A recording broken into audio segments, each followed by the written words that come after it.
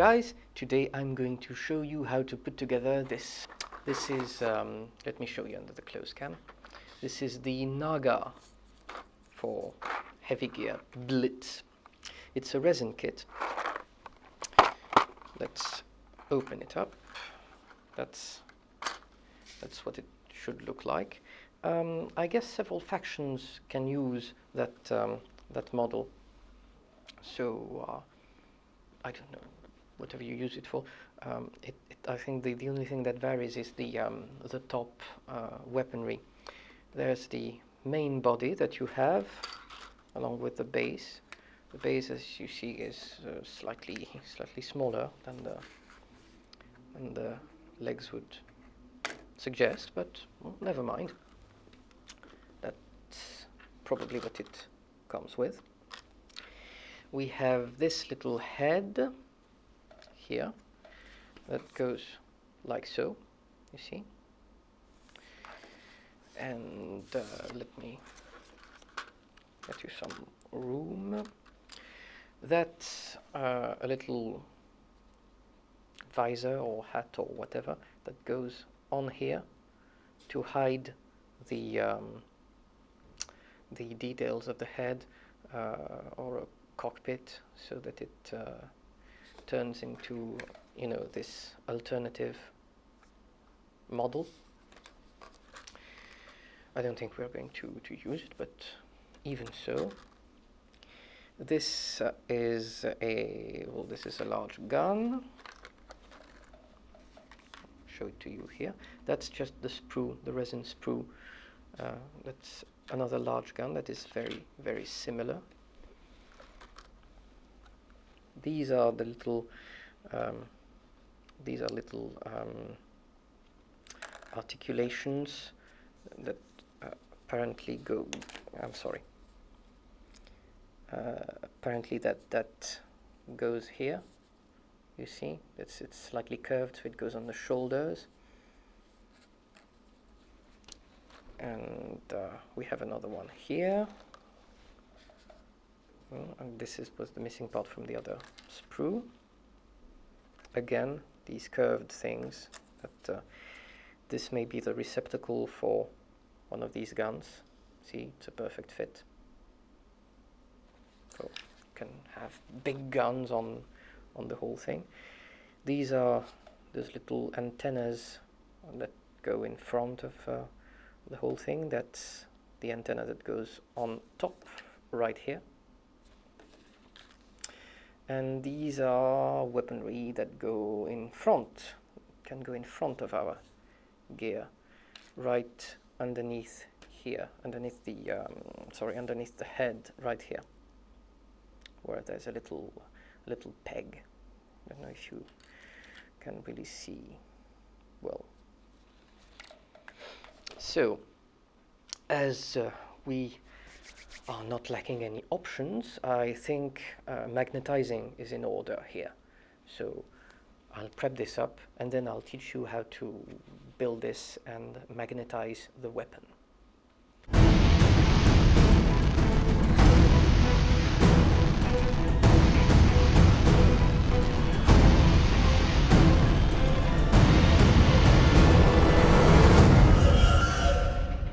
So, as we have just prepared, as you can see, these little parts, they're now more or less properly done. You'd think it would be time to glue them. Well, it would normally, but we are going to magnetize them. I'm going to teach you how to magnetize. Rather, I'm not going to magnetize all of it, but simply merely what's important, such as the weapons and that sort of thing. I'll show you how to magnetize with different sizes of magnets, and that is something that you should do prior to gluing any of the parts together. Otherwise, while you manipulate the miniature, the model, so to speak,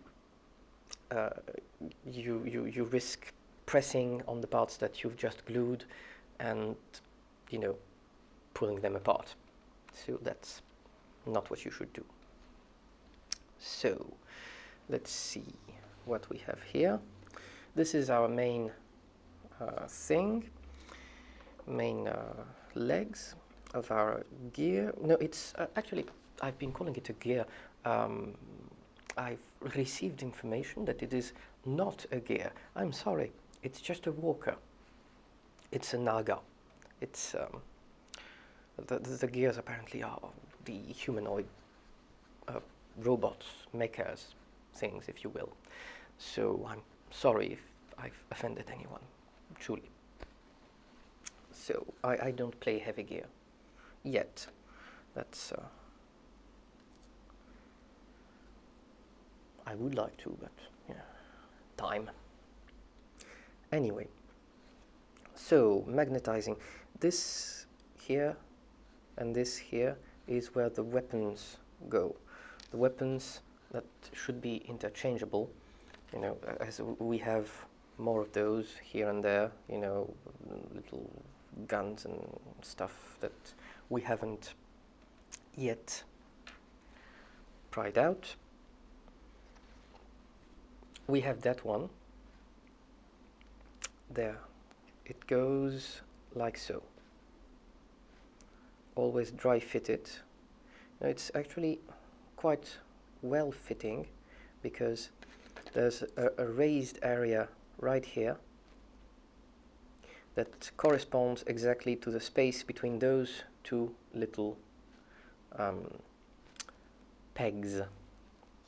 So it, if you glue it that way, it won't really budge, and you know exactly in what position to do that because there's a little arrow. It's all done for you. This is the front of the beastie. We haven't glued that yet. Well, you'll see why later, and that's it really. So I'm going to show you how to magnetize this.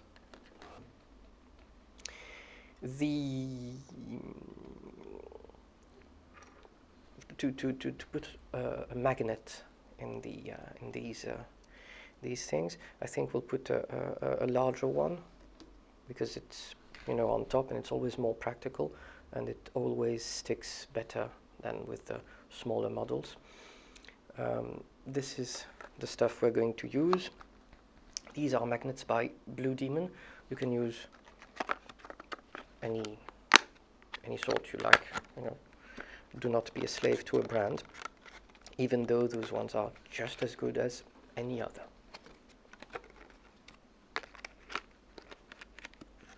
Let's see what we have here. I think I selected these. They're quite appropriate, I believe. They're, you know, slightly thick. This is the size we're looking for. I'll just detach one of the little columns here. Put that here. See, that's about the size we're looking for. There. Okay. They are 3.2 millimeters in diameter. I am not yet prying one mere magnet from there. I will, however, use a Sharpie. It's just a felt tip pen. You can use CD markers or whatever, and I will do this.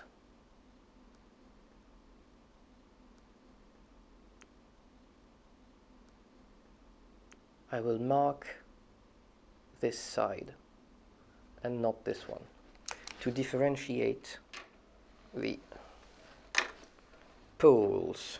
It doesn't matter which pole you do that on, as long as you do it for every one of your, for each column, so to speak, the same way. I'll put that here. So, yes, we could start with a 3mm drill, but it usually is just, yeah, to no avail. I have this drill here, which is a standard size, which is 1mm, I think. A 1mm drill. That's your run-of-the-mill standard drill. The one from Citadel has that size of drill. So and any hobby and model and DIY store has them. So I will mark the center here, which should correspond to the center of the approximate center of our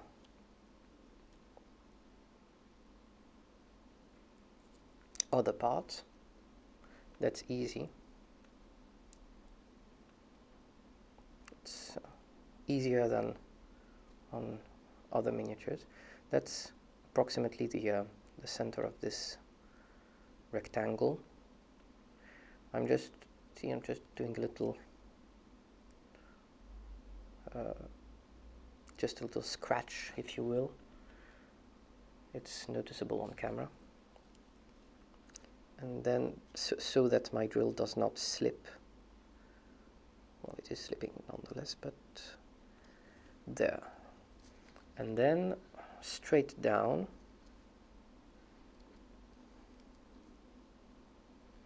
we start drilling, pressing slightly, but not too much, so as not to break things. This is 1 millimeter merely. There. Now, this is still not the time for our 3 millimeter drill. This would be the time for a 2 millimeter drill if we wanted. I find that not exactly necessary, as I have an X-Acto knife that does exactly the same. But technically we should just widen the hole a bit. I find that with patience and by carefully working on a hole, you can get everything in.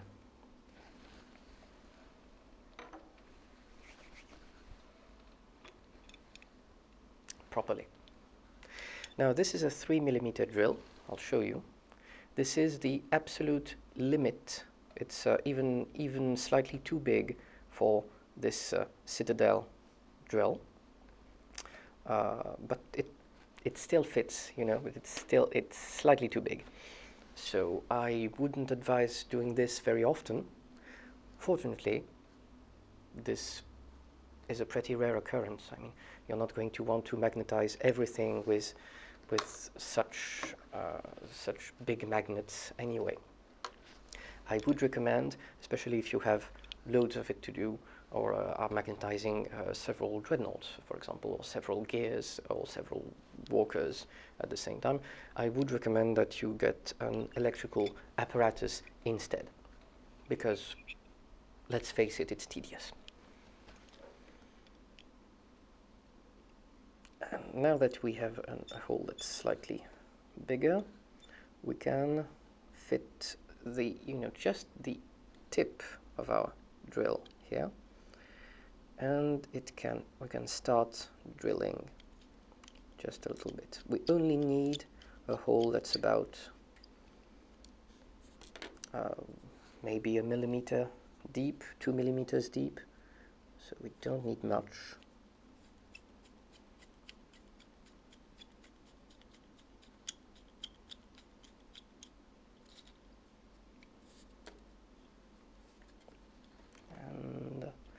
I'm checking the thickness.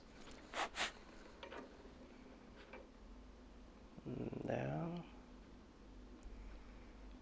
I think a little more. There. Now, with our magnets, we will see if it fits. It shouldn't fit exactly yet, as it's 3.2 millimeters in diameter, exactly as we expected. So now this isn't exactly in the center of the thing, so what we will do is, because we had plan for this, of course.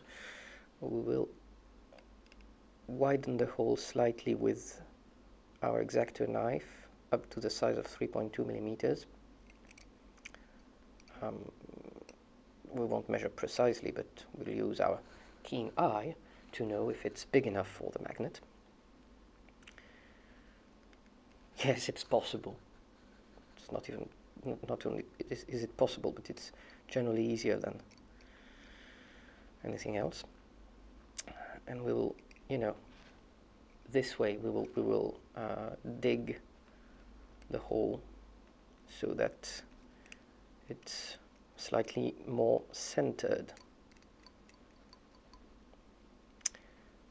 Right. Patience is key again. We will try and dry fit a magnet in there. No, not yet. I think we need to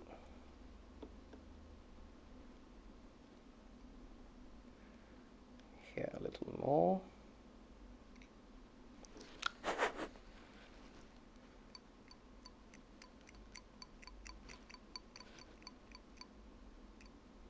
I'm not digging, I'm just trying to remove the filings here. The sawdust, if you will. And there, it reasonably fits in width at least. It still needs to be a little deeper, and that we will do with our drill.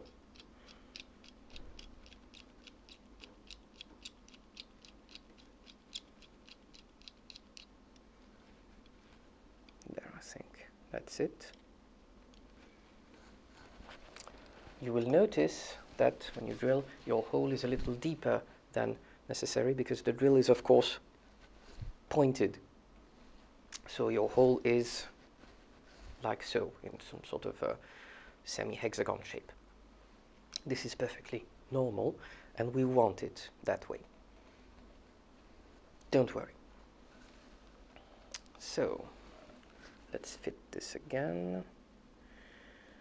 Does it fit properly to the end? I think we'll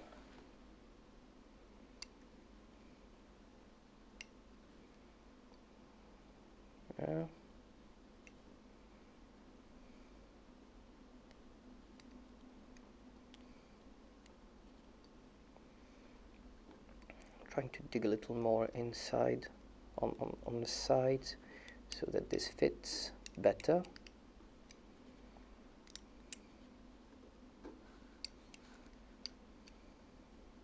Feels a bit like dentistry, really, except, of course, models don't feel pain.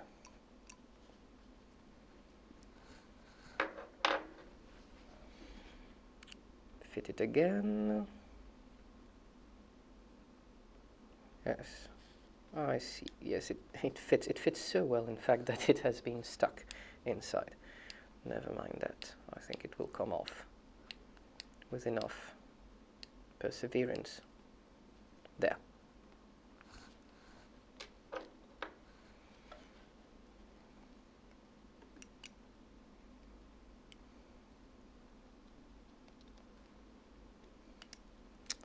Dig a little more, because it's still a little raised, you know.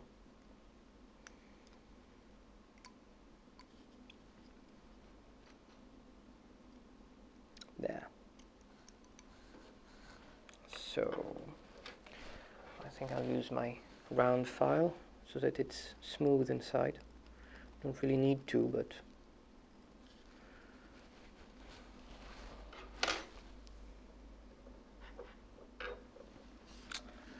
let's see if it fits again. Should do it. So, now we should dig a hole in a similar fashion on the weapon. Let's check how this goes. Here, always double check, triple check, everything. I'll do a little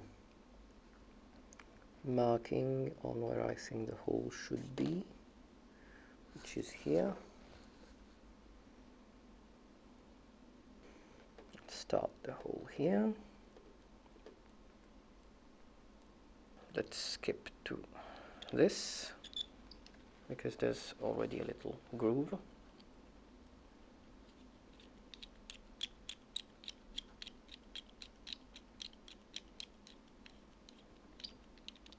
Back to the X-Acto knife to widen the hole slightly. More of the file, just to smooth things out. Smooth hole is better because there's less of the there's less risk of there being a small sawdusty thing that goes, you know, awry. Same as we did. It fits perfectly. Good. See? Fits perfectly. Right. Now we have marked our little column. Now is the time to actually glue the magnet in. As it is resin, only super glue will do. No plastic glue, no, well, contact glue will do, but that takes a lot of time to dry, so no. We will need a little bit of green stuff. This is just some old green stuff I had. Nothing special about it. A little bit of yellow, a little bit of blue, same quantity, just about. Ooh, my magnets are leaving me. As you can see, it's all quite green. We could use a little more kneading, but no, I think it's all right. Then, now, this one will be tricky because there's a clean hole through the shoulder pad, but then again, it's not too difficult as the magnet fits quite well here.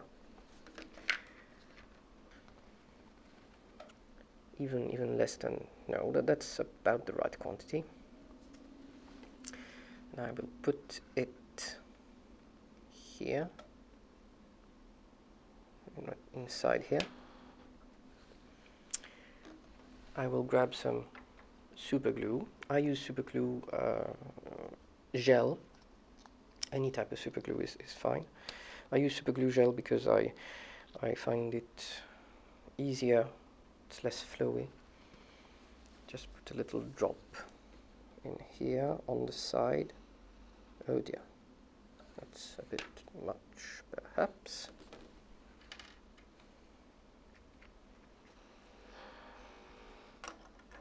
Let us wipe it a bit, perhaps with this thing we have here. Just improvising something, just wiping.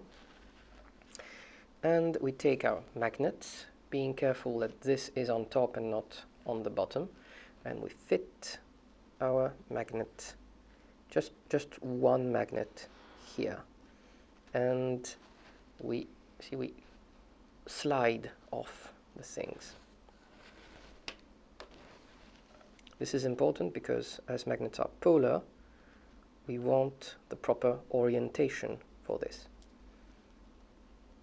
This will dry properly in no time. It already is drying.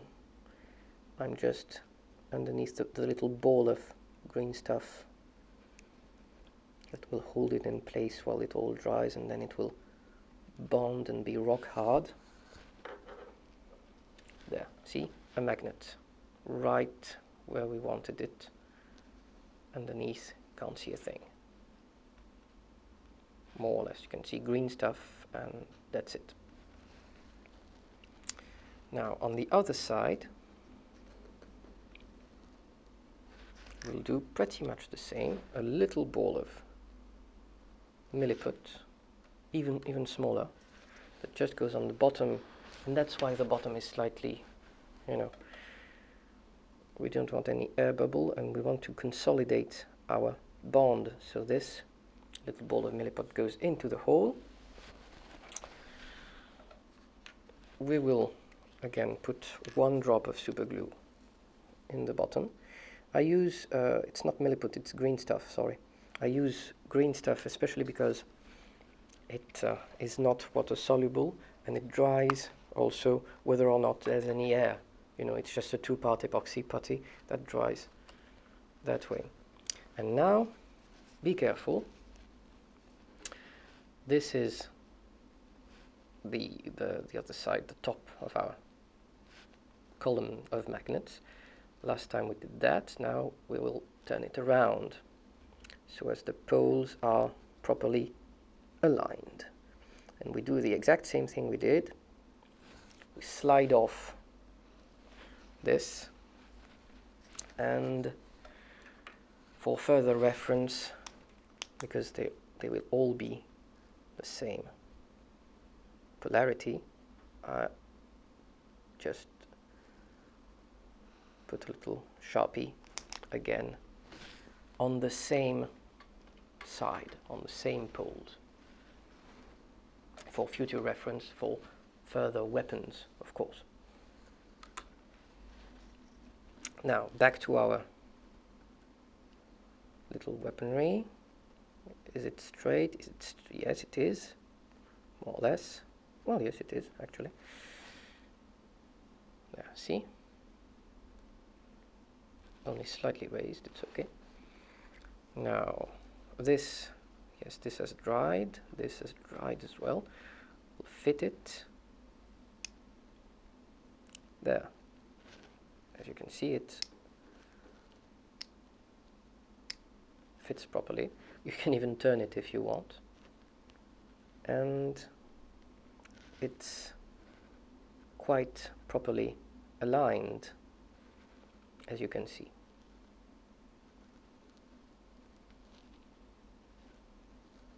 There. It's quite a nice fit. That's how you magnetize your weapons. You do the same steps as I did for this for all your other weapons with the same polarity, and that's why I marked the polarity for the magnets. And voila, interchangeable weapons.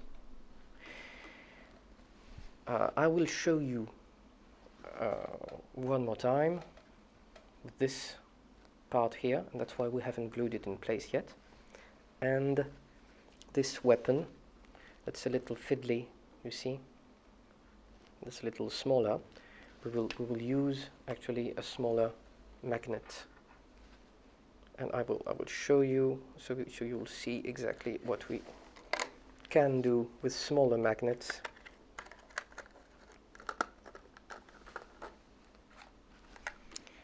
Let's see, no, these ones. These are the ones I'm talking about. Very, very small, itty-bitty ones. See?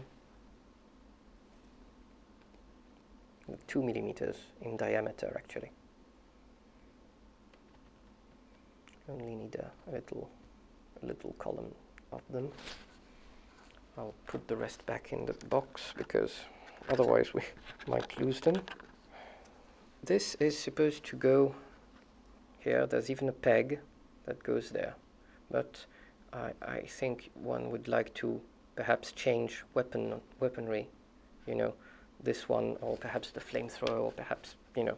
So we will do the magnetizing shtick once more. We'll evacuate that because we don't need it. This is simply the weapon that's on the other side. You just do the same over again. I've already shown you that. We'll take the small drill. This is even easier because there's a peg here, and that's exactly where all weapons are supposed to fit. And there's already a hole here, and that's exactly where the weapons are supposed to fit. We'll just drill on that peg for now.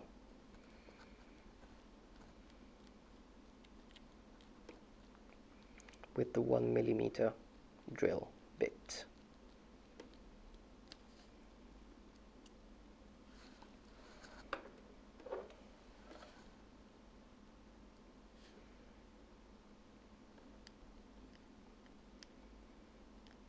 Then with the X-Acto knife we'll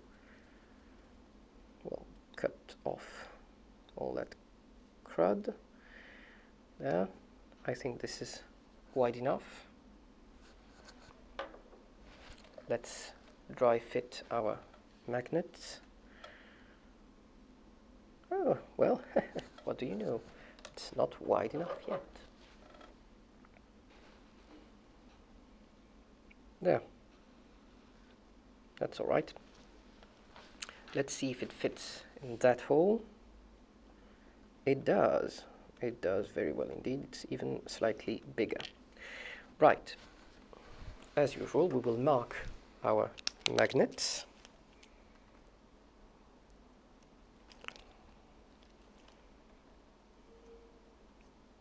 Here. As you can see, I've marked this column in pink and there. Right, so what were we? Ah, yes. We'll do that. Dry fit it again. Yeah, pretty much fits. Slight ball of green stuff. Very, very thin. Just trying to get very itsy bitsy bit of it because it's a very small hole. We don't want it overflowing. I don't know if you can see that on camera properly. It's just this here. This is the quantity we need. It's really not much. Here, put it in that hole. Put perhaps a teeny tiny drop of super glue. If you have super glue with a needle point, it's even better, you know. But I'm good enough with this that I don't need that kind of tool, but you know, some people. There we fit the little magnet, slide the column off,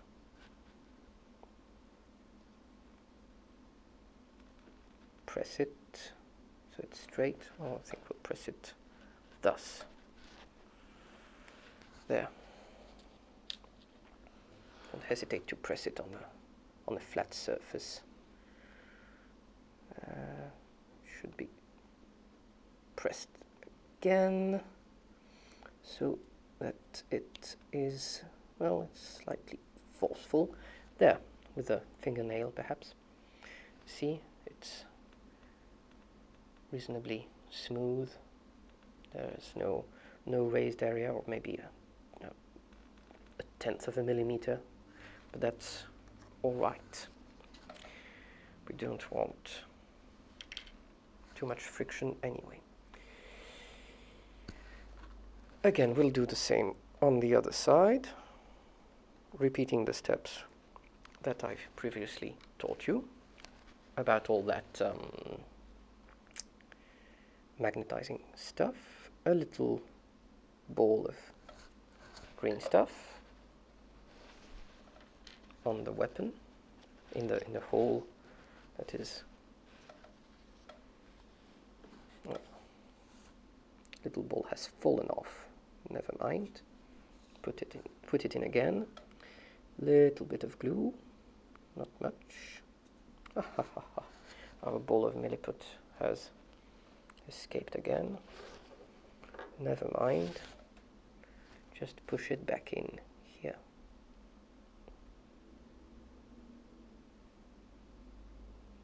Doesn't want to go in. Just wants to glue to the blade of my X-Acto knife. Never mind. Now grab our magnet column, and being careful to apply the right pole, the marked one, we do this, and we press and slide off all magnets but one. Press, press, press, press, press, press with your fingernail so it's straightish. There you are. See? Perfect fit. And mark again the magnets for future reference. While this dries, I'll put them back into their box. You mark the magnets again, of course, for all the other weapons you're going to magnetize to be interchangeable, because it's no use if you magnetize only one weapon, if you're never going to change it, of course. So let's see. This has dried, yes. This, it's perfectly dry as well. See? That's perfectly all right. It fits. See? It's perfectly fitted. That's great. That's what we want. And we did that before we glued these two parts together, because these are not interchangeable and we are going to glue them anyway, because otherwise it would have pulled them apart. All the drilling and fitting and all that, it's very impractical. It's much more practical if you do this all before putting the model together, so to speak. So I've shown you how to model this, to magnetize this. I've shown you how to magnetize the smaller bits. What you could do is use the exact same techniques to, for example, magnetize this little cover, to stick it here, for example. Perhaps if you don't want to ruin your cockpit, you could use this little line to put maybe one magnet here or two magnets here and there, and put a magnet right in here. There's even a little marking. It's a little thin, so you might have to drill a bigger hole here and just stick a magnet in the right place here without drilling a hole. But otherwise, that's the very same technique. Be creative with how you use your magnets. Whenever possible, use the reliefs and screws and details of the miniature to hide your magnets if need be. And that's it, really. There's nothing else to it. That's how you magnetize a gear, a model. Same thing can be used for any type of miniature. With large magnets, small magnets, it's a little trickier with, for example, fantasy weapons if you want to change them for whatever reason, because you have to drill a hole in a very small hand of a miniature. Be creative. That's pretty much it. It's pretty straightforward as long as you respect all the proper steps, as long as you have quick-acting glue, and as long as you really mark the polarity of your magnets, you should be all right, and your poles shouldn't repel themselves.